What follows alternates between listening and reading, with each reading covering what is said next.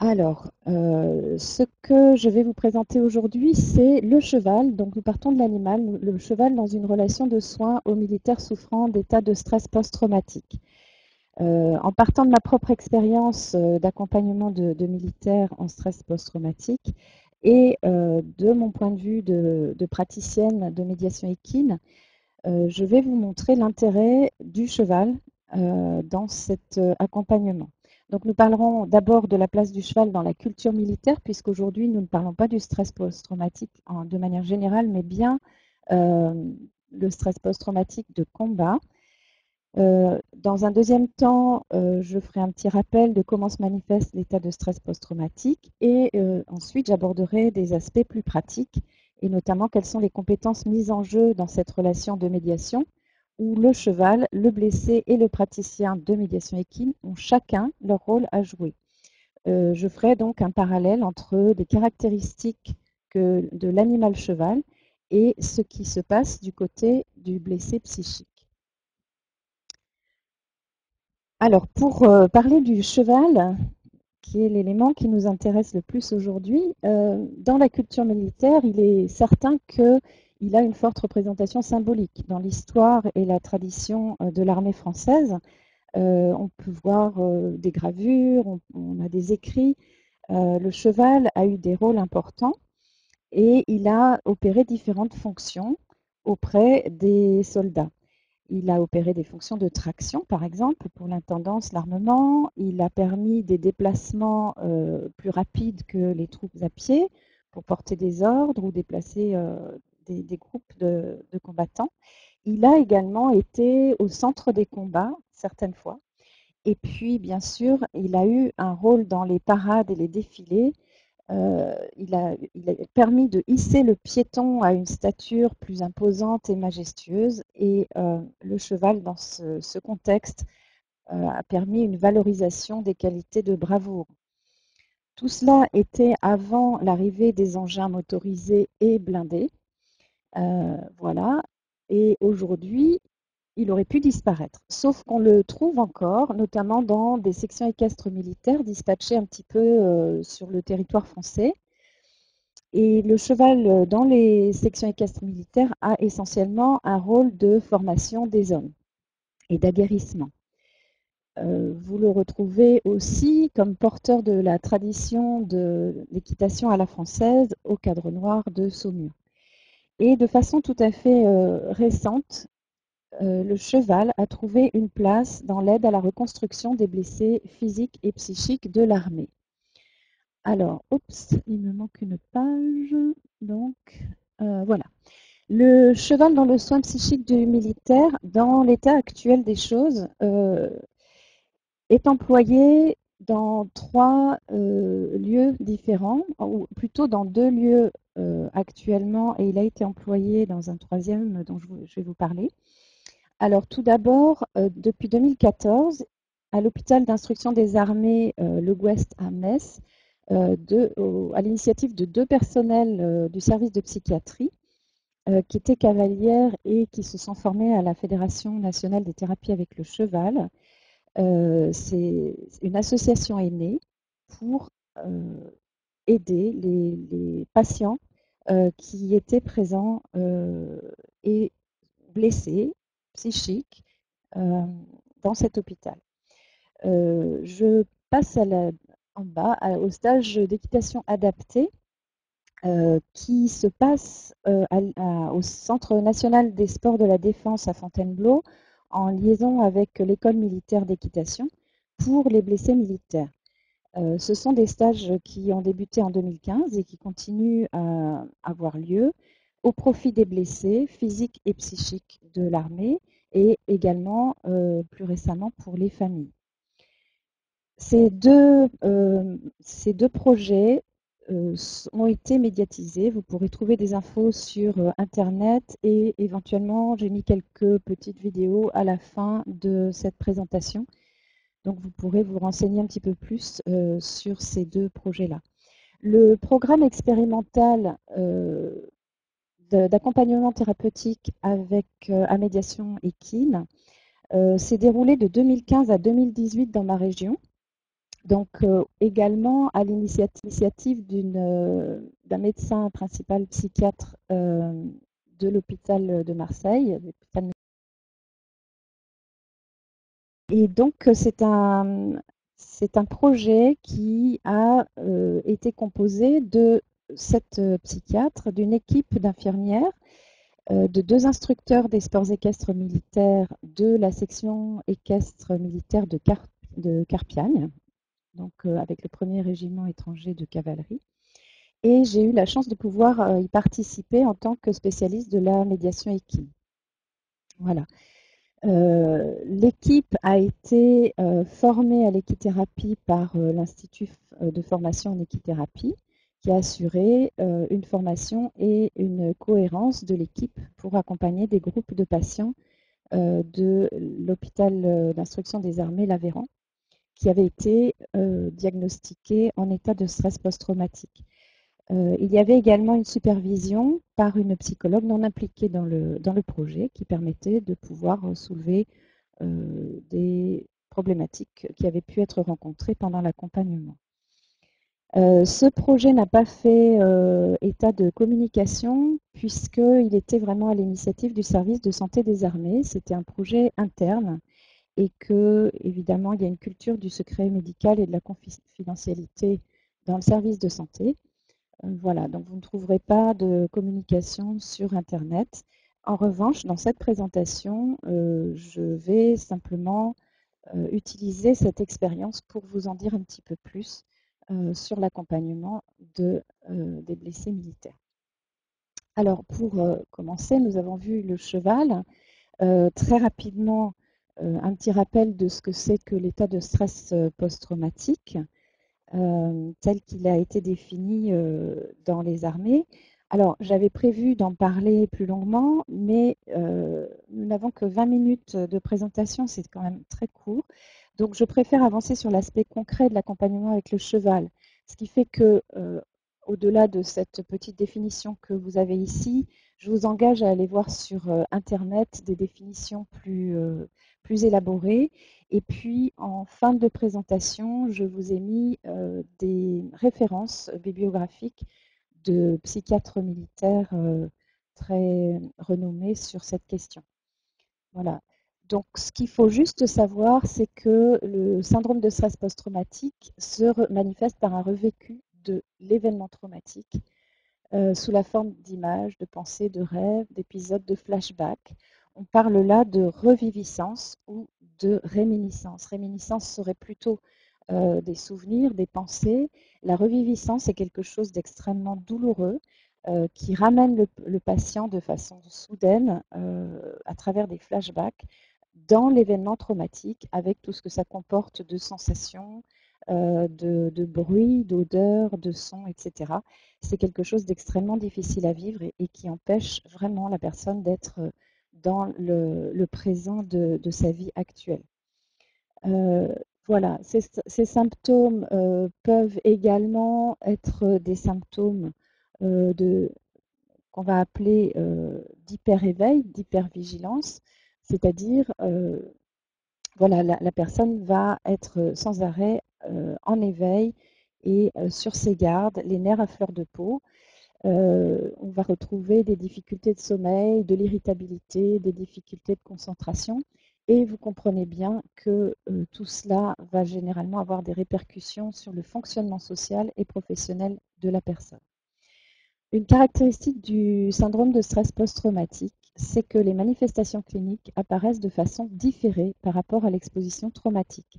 Des militaires qui reviennent d'un théâtre d'opération extérieur peuvent ne pas euh, exprimer ces symptômes qui peuvent se déclencher quelques semaines, quelques mois, voire plusieurs années après.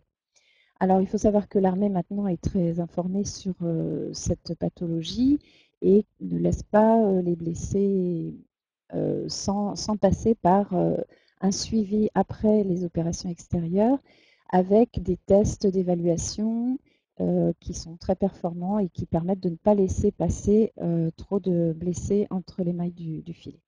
Voilà, donc là, j'en ai fini pour le stress post-traumatique. Nous y reviendrons un petit peu par la suite.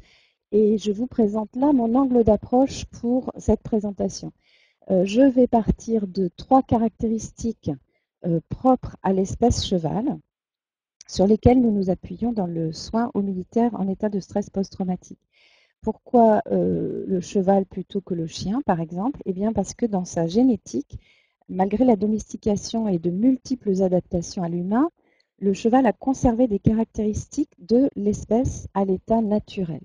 Et ce sont ces caractéristiques qui vont avoir un véritable impact dans la médiation et dans le soin euh, du syndrome de stress post-traumatique.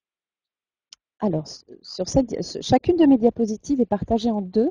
Sur la gauche, vous aurez le côté du cheval et sur la droite, vous aurez le côté de l'humain.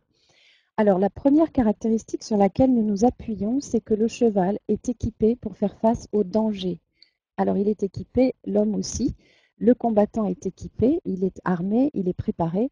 Mais là, je ne parle pas du même équipement. Le cheval étant une proie dans la nature, c'est la nature qui l'a équipé d'un système extrêmement performant pour ne pas rester en état de stress avancé de manière permanente alors qu'il va être menacé par des prédateurs. Pour que la survie de l'espèce puisse se réaliser, il faut que le cheval puisse surmonter les épisodes où il risque sa vie.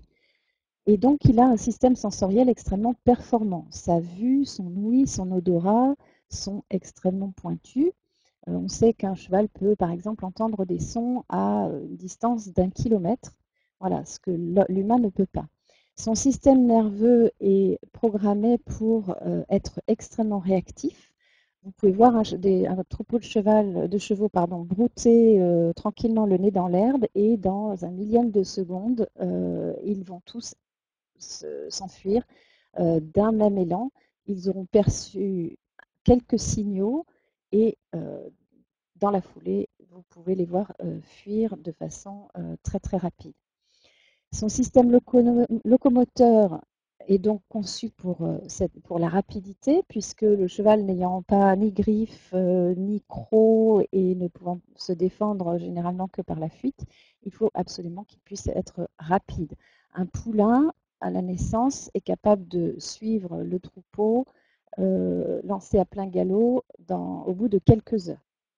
Voilà, pensez à combien de temps il faut pour un humain pour maîtriser la marche, la course, etc. Alors, pour ce qui est de l'humain en stress post-traumatique, d'une certaine manière, il va rejoindre ce système sensoriel et il va avoir ce qu'on appelle une hyperesthésie, c'est-à-dire que ses sens vont être aux aguets et un militaire en stress post-traumatique peut percevoir un son qui sera passé inaperçu pour la plupart des gens autour de lui parce que pour lui, par exemple, une portière qui claque ou ce genre de choses peut signifier qu'il y a un danger. Voilà. N'oublions pas que nous sommes dans une logique de combat. Le combattant sait mentalement qu'il peut mourir, mais il ne pense pas à sa propre survie. Il pense à la survie du groupe, il pense à la protection de la population. L'homme au combat, du point de vue du mammifère, de l'espèce, est plutôt en mode prédateur. Il est entraîné, armé pour attaquer l'ennemi, donc il n'est pas préparé à se retrouver tout d'un coup euh, confronté à la mort en direct et à se retrouver seul face au réel de cette mort. Ça peut être lui-même s'il est blessé, attaqué, ça peut être la mort de personnes en direct autour de lui. Voilà, donc le combattant, il va être finalement, il y a une expression dans le vocabulaire français qui dit en proie à. Le militaire en stress post-traumatique, qui est en train de vivre une attaque violente, soudaine et totalement inattendue, va se retrouver en proie à une certaine solitude. Il va être seul face à sa mort, il va être en proie à l'impuissance et à la vulnérabilité. Et en quelque sorte, il va rejoindre le cheval dans cet état d'hypervigilance, de faire attention à tout ce qui pourrait être dangereux autour de lui. Son système sensoriel est en éveil, son système nerveux est en état d'alerte permanent. On a vu que même la nuit, il pouvait y avoir des cauchemars. Il vit avec une sensation de danger imminent dont il ne peut pas se débarrasser. Son système émotionnel est impacté et il va avoir des réactions qui vont sembler totalement exagérées par son entourage. On parle d'hyper-réactivité et tout cela va amener des difficultés adaptatives. Alors, l'intérêt de la médiation équine dans ce domaine, eh bien, ça va être justement de travailler sur la problématique de la peur. Et il y a un prérequis à connaître absolument, c'est-à-dire que l'homme et le cheval étant dans cette problématique d'appréhension et de peur, une des nécessités pour les deux parties va être de créer un environnement qui soit sécurisant. Donc il faut absolument que l'environnement soit familier. Donc on prendra soin de familiariser les blessés avec les lieux, avec les personnes qui les entourent, avec les animaux. Et même s'il faut y passer quelques temps, c'est vraiment fondamental. On travaillera de préférence dans un endroit clos. Et quand je parle d'endroits sécurisés, pour vous donner un exemple, nous étions à la section équestre militaire de Carpiane, dans un camp militaire où avaient lieu de temps en temps des séances de tir. Il a fallu que nous demandions que pendant les séances de médiation équine, les sessions de tir soient suspendues parce que nos blessés pouvaient, même en entendant un tir à très longue distance, se retrouver à nouveau plongés dans des reviviscences et dans une insécurité qui aurait été difficile à gérer pour eux. Donc ça, c'est vraiment absolument indispensable de veiller à cette sécurisation. La compétence avec le cheval qui va être utile pour l'accompagnant, ça va être de connaître les processus de désensibilisation. Alors pour ceux qui ne savent pas ce que c'est, on appelle la désensibilisation également l'habituation. Le principe, c'est d'habituer à un objet, un son, une odeur ou une situation, généralement nouveau, qui peuvent être perçus comme inquiétants, voire dangereux par le cheval. Cette désensibilisation peut aussi s'opérer par rapport à l'humain, bien entendu. Mais pour le cheval, c'est un mode d'apprentissage qui permet d'avoir un animal apaisé, qui ne s'inquiète pas de son environnement. Le double intérêt, c'est que en connaissant ces processus de désensibilisation et en les appliquant sur nos chevaux, ça va nous permettre de préparer des équidés de manière à ce qu'en séance, ils puissent être assez fiables et qu'ils ne soient pas envahis par des peurs qui pourraient gêner la conduite de la séance. Le deuxième intérêt, c'est qu'on peut conduire des petites activités de désensibilisation pendant les mises en situation avec les patients. Donc, on va apprendre aux patients à familiariser les équidés avec des objets, par exemple, que les animaux ne connaissent pas forcément. Ça peut être, je sais pas, un mouchoir. Enfin, on peut prendre pas mal de choses. Ça peut être aussi un son. Donc, le patient va apprendre comment rassurer l'animal par rapport à des objets qui pourraient être inquiétants pour le cheval. Ça lui donnera des outils pour gérer la peur chez l'animal, mais également pour transposer ça un petit peu sur lui-même et d'avoir des outils pour contrôler l'environnement. Voilà. Donc, il va pouvoir établir la confiance avec le cheval et il va apprendre à apaiser l'animal. Ce faisant, il va aussi s'apaiser lui-même, sachant qu'il va avoir un rôle actif dans cette mise en sécurité de son partenaire. La deuxième caractéristique sur laquelle nous nous appuyons, c'est que la sécurité vient du groupe. Alors, évidemment, dans les deux cas, puisque le cheval à l'état naturel vit en groupe organisé, avec des rôles définis, ce que j'appelle contagion sociale, c'est que les chevaux font généralement les activités tous en même temps. Aucun animal ne doit être laissé à une distance trop importante, aucun animal ne doit être laissé en arrière du groupe, parce que dans la nature, un animal isolé est un animal mort. Pour le militaire, il en est de même. Le militaire est entraîné toujours en groupe. On sait qu'il ne faut jamais laisser un combattant seul sur le terrain et généralement, même les blessés sont ramenés et protégés par le groupe. Sauf que les conséquences de l'état de stress, enfin du trauma sur un militaire en état de stress post-traumatique, c'est justement qu'il va être mis à l'écart du groupe. Il va d'abord perdre son rôle social actif. Généralement, il va être en congé longue maladie. Il ne pourra plus assumer ses fonctions, les fonctions qu'il avait auparavant. Il va de ce fait avoir une appréhension d'être jugé.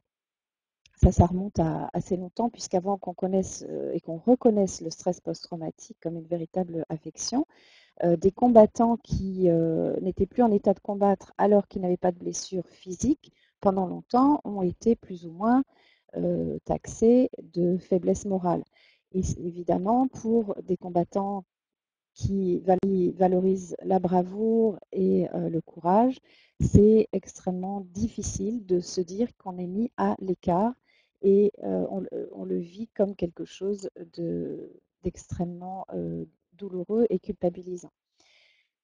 Les conséquences de tout cela, ça va être une grande perte de confiance dans l'autre, l'autre qui ne nous accueille plus et l'autre qui peut potentiellement nous a laissés dans cette solitude de la confrontation à la mort. Ce qui fait que la plupart des militaires en état de stress post-traumatique vont avoir tendance à vivre un repli social. Alors, qu'est-ce que la médiation équine peut nous amener dans ce domaine? Eh bien, tout d'abord, il faut savoir que le cheval qui doit vivre en groupe pour sa survie a ce qu'on appelle un critère, des caractéristiques pardon, de grégarité. Donc, connaître ces critères de tempérament, pouvoir reconnaître le, le degré de grégarité chez les animaux avec qui nous allons travailler va être très important. Bien entendu, un cheval plutôt grégaire qui a besoin de suivre et de faire confiance à l'autre sera plus intéressant qu'un cheval plus autonome, plus indépendant et qui aura un intérêt pour l'humain moindre. Voilà, donc on veillera à sélectionner des individus plutôt grégaires. Ce besoin inné du cheval de ne pas être seul va permettre à l'humain, donc ici en l'occurrence nos blessés en stress post-traumatique, de devenir le référent de l'animal. Donc, par exemple, on va mettre en situation des activités qui vont favoriser le rapprochement. On va pratiquer par exemple du pansage. On peut emmener les animaux brouter. C'est un petit moment de partage, d'un moment de plaisir ensemble, où il y a une certaine complicité entre les deux partenaires.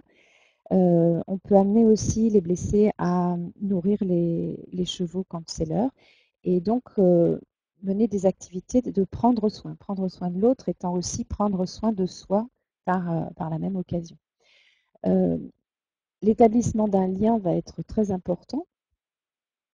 Et puis, ce qu'on va pouvoir faire aussi de manière assez pratique, c'est de tester la connexion et ce lien dans l'ici et maintenant, en faisant par exemple des petits parcours sans longe ou en déplaçant un ou plusieurs équidés à distance. La connexion entre chaque patient et son cheval préféré va pouvoir s'affiner puisqu'il n'y a plus de lien physique. Et toutes ces activités vont mettre en jeu des compétences relationnelles que le blessé avait sans doute perdues ou qu'il pensait avoir perdues. Il va pouvoir recevoir et donner à la fois de l'affection, de la confiance. Il va pouvoir aussi donner des indications, faire des demandes et puis recevoir des réponses par rapport à ça. Et tout cela va pouvoir amener un sentiment de sécurité du, euh, des deux partenaires, de l'un par rapport à l'autre. Voilà, je vais un petit peu vite, j'espère que je suis claire. Et nous abordons maintenant la troisième caractéristique qui concerne notre cheval à l'état naturel et notre cheval domestique qui a gardé ses caractéristiques. Il s'agit de la communication. Le cheval qui vit en groupe social a nécessairement des aptitudes à communiquer.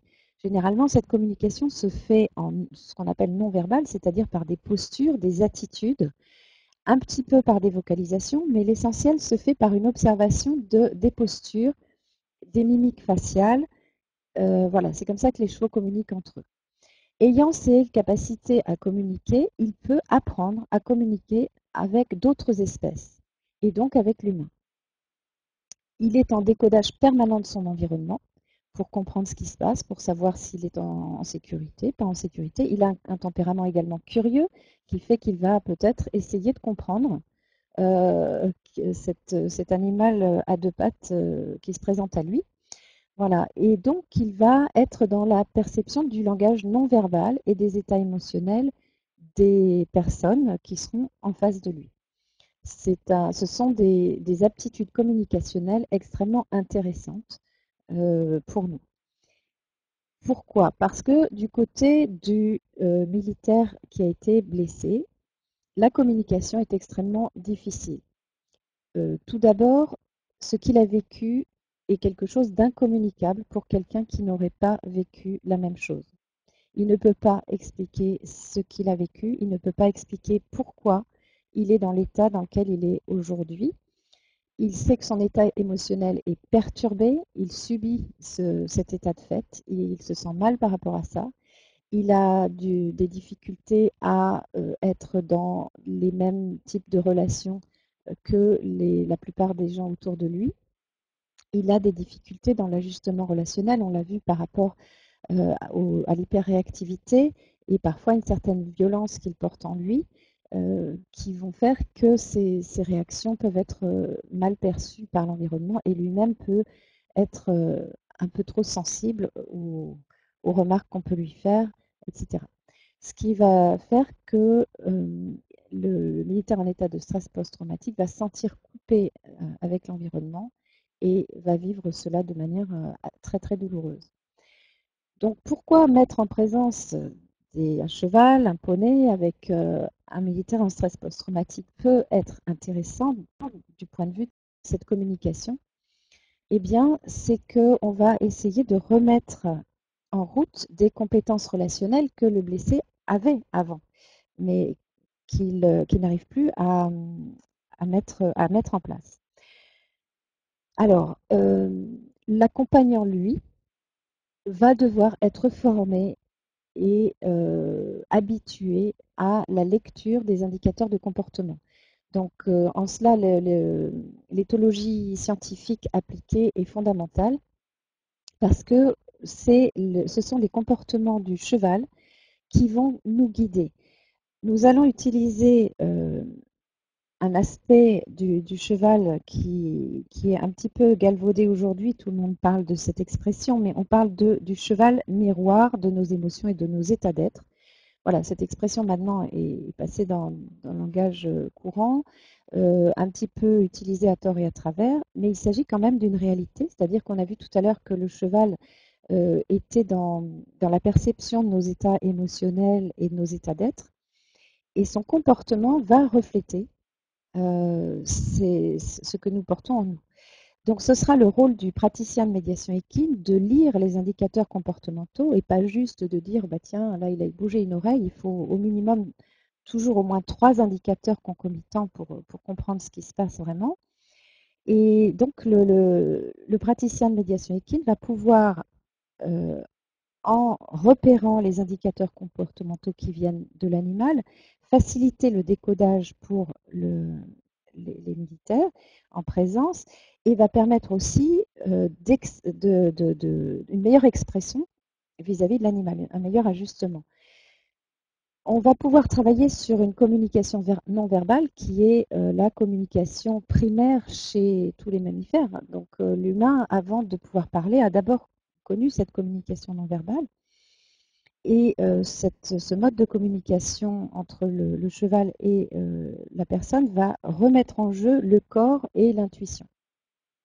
Donc le blessé psychique va pouvoir percevoir comment le cheval renvoie ses comportements et ses émotions. Pour donner un exemple, un patient qui arriverait de manière un petit peu trop brutale face au cheval pour aller à sa rencontre va peut-être déclencher un évitement ou une fuite de l'animal s'il est surpris. Et à partir de là, il va pouvoir se dire, bon, là, si je veux pouvoir être en relation avec cet animal, il va falloir changer quelque chose. Donc il va être obligé d'être présent à la situation, il va devoir lire ce qui se passe, il va de ce fait sortir de ses états émotionnels habituels qui sont devenus assez stéréotypés, de rumination, voilà, il va être vraiment présent dans cette communication et il va être obligé de tenir compte de l'autre dans la relation, ce qui va l'amener à faire un ajustement comportemental qu'il a justement du mal à faire avec les humains de manière générale dans sa vie quotidienne. Voilà. Alors, comme il faut que je termine, j'espère que je ne vous ai pas perdu avec tout ça. Vous avez la possibilité bien sûr, de poser vos questions auxquelles je répondrai tout à l'heure. Juste, ce qu'il faut retenir, c'est que dans le trauma et donc le stress post-traumatique de combat, l'enjeu le plus important, c'est que c'est l'enjeu vital. Le militaire a été confronté de manière soudaine, généralement inattendue et extrêmement brutale avec l'effroi de la mort. L'effroi, c'est le stade le plus avancé de la peur. Il a donc une sensation permanente de danger imminent qui ne le quitte plus depuis ce moment-là. Le moment du trauma va créer une rupture dans le psychisme qui fait que cette peur se sera engouffrée et va être très difficile euh, à traiter plus tard. L'objectif de la médiation équine va être de ramener la confiance et la sécurité. Il va falloir ramener la sécurité intérieure. L'intérêt du cheval, c'est qu'étant un animal proie, ces comportements vont permettre à l'humain de décoder ce qui se passe quand on est dans un schéma de peur et la personne va pouvoir apprivoiser la peur chez l'animal, mais finalement, par ricochet, chez lui également. Élément à retenir quand on s'adresse à des militaires en stress post-traumatique, c'est qu'il est absolument indispensable de mener un accompagnement de groupe. La force vient du groupe et l'objectif, c'est de retrouver du lien social. Donc non seulement on va avoir des mises en situation à partir d'une dynamique de groupe de patients, mais également, il est important de travailler en équipe. Voilà. Donc, une équipe constituée avec des soignants, des spécialistes du cheval et une équipe qui va vraiment travailler ensemble avec un travail de préparation en amont, la conduite des séances ensemble et des débriefings ensuite. C'est vraiment fondamental qu'il y ait une logique. Il va falloir mettre en place des situations euh, qui vont être graduelles parce qu'évidemment, le but n'est pas juste de les maintenir dans du coton. On sait que les militaires aiment avoir des challenges et l'idée, c'est de pouvoir mettre en place des petits challenges graduellement, de manière à les mettre un petit peu dans des situations plus difficiles, sans les mettre jamais en échec, de manière à ce qu'ils puissent reprendre confiance en eux. Donc la valorisation et la reconstruction de soi se fera au sein de la communauté par le lien avec l'animal qui est non jugeant. Le fait que le cheval ne juge pas va permettre à la personne de restaurer son estime de soi à l'intérieur du groupe. Et pour terminer, les enjeux qui vont être travaillés également, ce sont les enjeux de communication grâce à l'intelligence émotionnelle qui est toujours là, présente chez les patients. Et l'objectif va être de retrouver des compétences relationnelles, de manière à ce que dans la vie quotidienne, ces patients puissent retrouver des relations plus apaisées avec leur famille, éventuellement pouvoir reprendre un travail. Certains du groupe que nous avons accompagné sont retournés dans l'institution militaire, d'autres ont opéré des reconversions professionnelles et vraiment c'est vers ça que l'on tend. L'intelligence émotionnelle va permettre un ajustement de ses comportements, un ajustement comportemental que la personne va pouvoir identifier grâce aux signaux comportementaux du cheval. Et tout cela va nous permettre de favoriser un rétablissement d'une confiance en soi et en l'autre. Voilà, j'en ai terminé. J'ai été un petit peu plus longue que prévu. Vous me pardonnerez. Cette conférence est maintenant terminée. Je vous remercie de votre attention.